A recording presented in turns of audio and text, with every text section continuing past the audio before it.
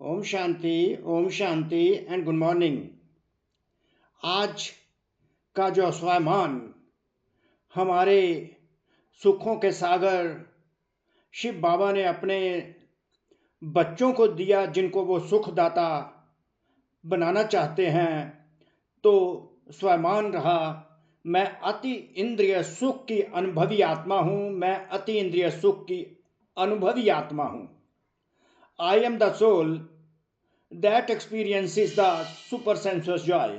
I am the soul that experiences the supersensuous joy. तो अति इंद्रिय सुख का अनुभवी हमारा स्वरूप हो, हमारा स्वरूप ही अति इंद्रिय सुख का हो। तो इसको परमात्मा शिव बाबा, भगवान शिव वरदान से हमें विधि बताते हैं, जिसके फल स्वरूप हम अति इंद्रिय सुख स्वरूप बन जाते हैं, अर्थात सम्मानित रहते हैं। मैं अति इंद्रिय सुख की अनुभवी आत्मा हूं।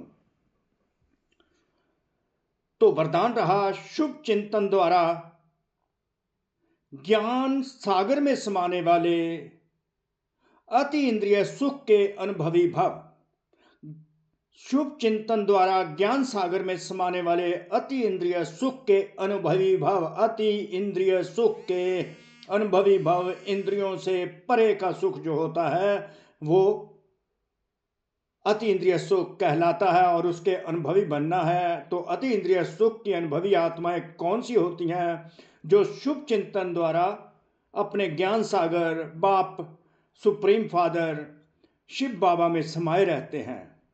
उनको किसी प्रकार का आकर्षित नहीं करता, हर प्रकार के आकर्षण के वाइब्रेशन से परे रहते हैं, अर्थात अंतर्मुखी शांत स्थिति अर्थात सॉलिट्यूड में एकांतवासी होकर शुभ चिंतन करते रहते हैं। आत्मिक चिंतन और परमात्म चिंतन में डूबे रहते हैं। जो आत्माएं आत्म चिंतन परमात्म चिंतन में समाई रहती हैं, अर्थात ज्ञान सागर में समाई रहती हैं, वो सदा ही हर्षित रहने का अनुभव करती हैं और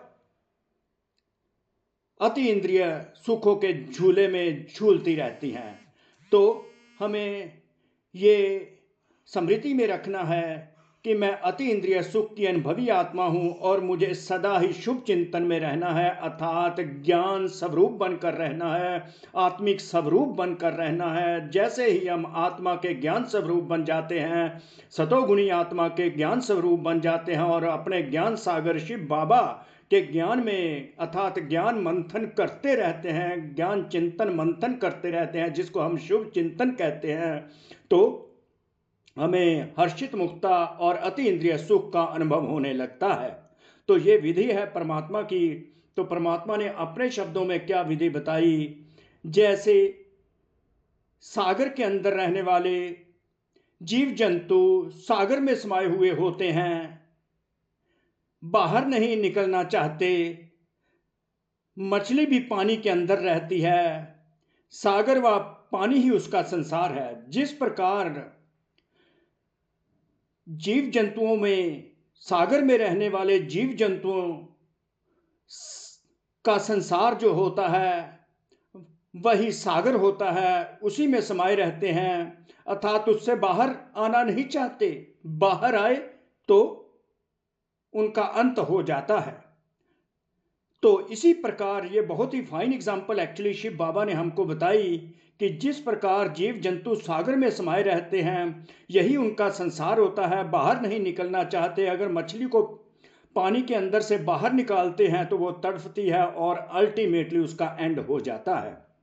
तो इसी प्रकार इस फाइन एग्जाम्पल से कंपैरेटिवली बाबा कहते हैं, तुम ज्ञान सागर, तुम्हारा पिता जो है परम पिता परमात्मा भगवान शिव बाबा है, उस ज्ञान के सागर में समाये रहो। जो जो ज्ञान शिव बाबा हमको देते हैं उसका शुभ चिंतन करते रहो, अर्थात ज्ञान मंथन करते रहो। जितना जितना हम आत्माएं शुभ चिंतन आत्म और परमात्म ज्ञान में समाये रहते हैं, तो हमें अनुभव होने लगते हैं, हर्षित मुक्ता के अनुभव होते हैं, अति इंद्रिय सुख के अनुभव होते हैं।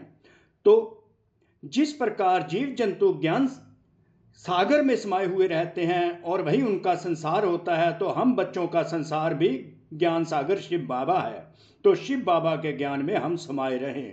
ऐसे आप बच्चे भी शुभ चिंतन द्वारा ज्ञान सागर बाप में सदा समाये रहो। जब तक सागर में समाने का अनुभव नहीं किया, अंडरलाइन, तब तक अति इंद्रिय सुख के झूले में झूलने का, सदा हर्षित रहने का अनुभव नहीं कर सकेंगे। इसलिए कैसे कर सकेंगे अति इंद्रिय सुख का अनुभव? ज्ञान सागर शुभ चिंतन करते रहें और ज्ञान सागर में हम समाये रहें, वही हमारा संसार है। इसके लिए स्वयं को एकांतवासी बनाओ, अर्थात अंतर्मुखी बनाओ। एकांतवासी मतलब अंतर्मुखी बनाओ। शांत स्थिति में बैठकर शुभ चिंतन करते रहो, आत्मिक चिंतन करते रहो, परमात्म चिंतन करते रहो, तो अति इंद्रिय सुख की अनुभूति होने लगेगी और जो सब आकर्षण के वाइब्रेशन से हम ऑटोमेटिकली स्वतः ही परे हो जाएंगे। तो इस प्रकार हर मुरली से कोई ना कोई हमें महावाक्य उठाकर आत्म चिंतन में रहना है। उस महावाक्य के चिंतन में रहकर ज्ञान सागर में समाये रहना है। जैसे आज परमात्मा ने कहा, भगवानुवाच भी है, हे बच्चे, मैं तुमको राजाओं का राजा बनाने के लिए पढ़ाता हूं। राजाओं का राजा अर्थात मालिकपन का नेचुरल और नेचर का नशा सदा रहे। मालिकपन अर्थात स्वराज्य अधिकारी का नशा अर्थात राजा आत्मा।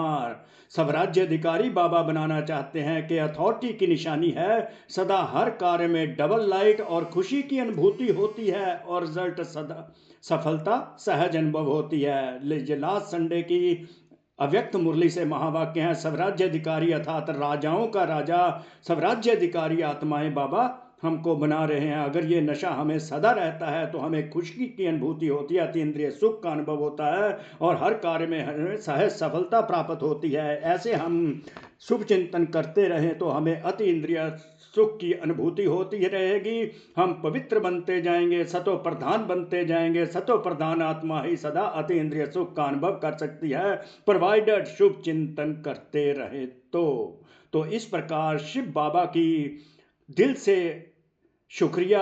अति इंद्रिय सुख जो स्वरूप हमें बना रहे हैं, आप आत्माओं का भी कोटि कोटि शुक्रिया। ओम शांति, ओम शांति, ओम शांति।